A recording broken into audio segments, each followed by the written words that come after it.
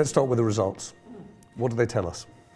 So 2022 was another year of progress, in spite of 22 being a much harder year, much more challenging, with war in Europe, inflation back, and many countries going through a much slower growth than we anticipated. So I'd say steady progress in everything we guided at the beginning of the year at the group level, we delivered. Capital above 12%, cost of risk below 1%, and return on tangible equity between 13 and 14%. We ended up at 13.4%. The lesson that you draw from that about the model of the bank, the reach of the bank, the diversification of the bank, what do you make of that? For any business, what's important is to understand what are my competitive advantages. How can I compete better in the market? What is it that makes me different? So Santander has clear competitive strengths in scale, different to others in market scale as well as global scale. This allows us to be one of the more efficient bank in the world, so we can deliver at better cost per customer, better cost to serve. Very important, the network effect. So we actually can bring the know-how in different businesses across the world to each one of our core markets. A great example is the auto business in Mexico. We built from scratch in 4 years what today is, I believe, the second biggest auto business. There are many other examples. Very importantly also, diversification. So we have a footprint that's very difficult to replicate. We have Europe and the Americas. Again, this gives us resilience through the cycle. These countries are not all, growing faster at the same time. Sometimes they grow more or less. And so this allows us to be the best performing bank under stress as a group in Europe, one of the best. You've talked a lot before about your relationship, Santander's relationship with customers. What do these results tell us about the way in which the bank's relationships with customers are changing? So at the end of the day, the proof is in the pudding. If you attract more customers, it means you're doing something right. And so Santander attracted 7 million new customers last year. This allowed us to grow revenues double digit. This allowed the growth in profitability and profits in a year that it was not easy.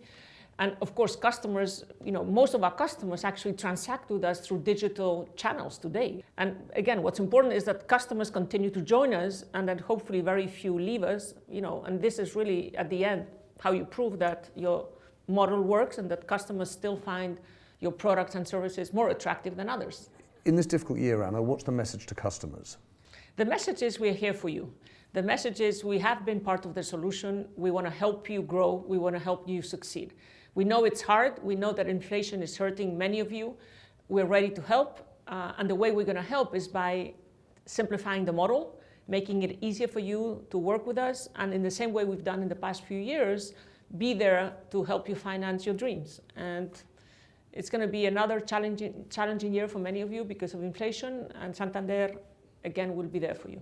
And what do you think of the outlook for 2023? I can't remember a time when you get business leaders who are, if you like, in such different moods. You've got some really pessimistic ones who are very much retrenchment, and then you've got some quite optimistic ones who think this is a pivot year.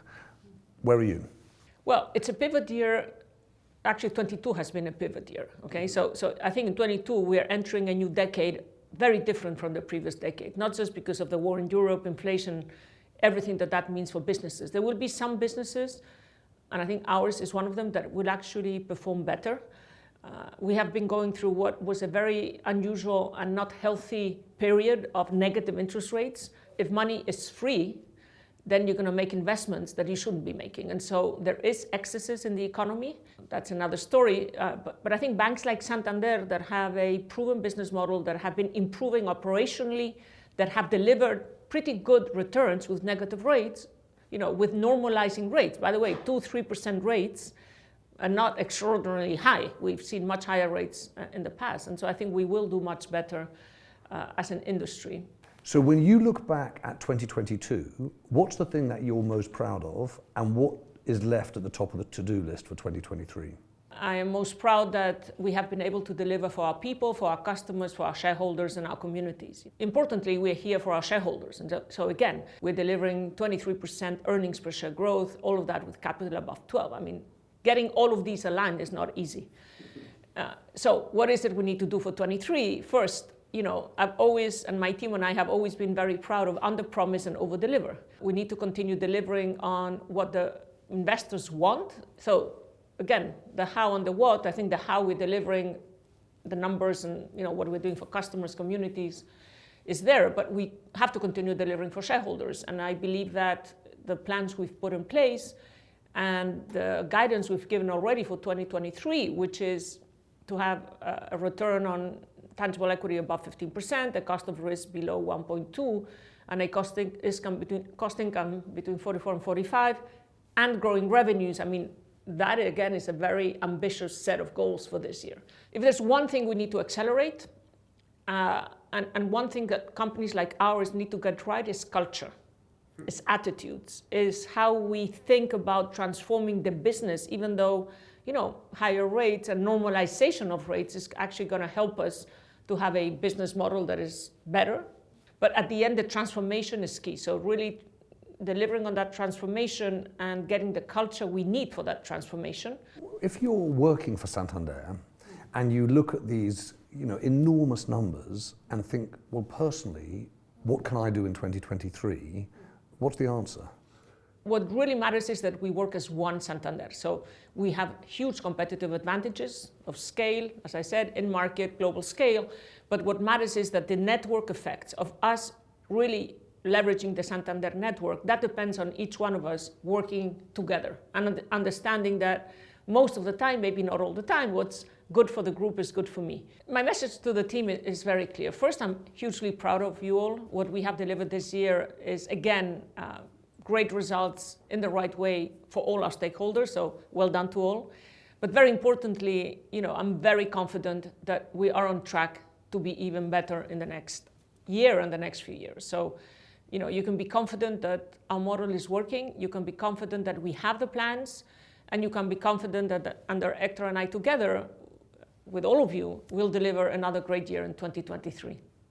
And if you're a customer of Santander, and you're looking out at the beginning of 2023 at a very uncertain year, what do you hope Santander will be able to do for you? In the last few years, as we think about customers, we have really done incredibly well for the top end, for the corporate investment bank. We have built a great horizontal business in private banking, asset management, insurance.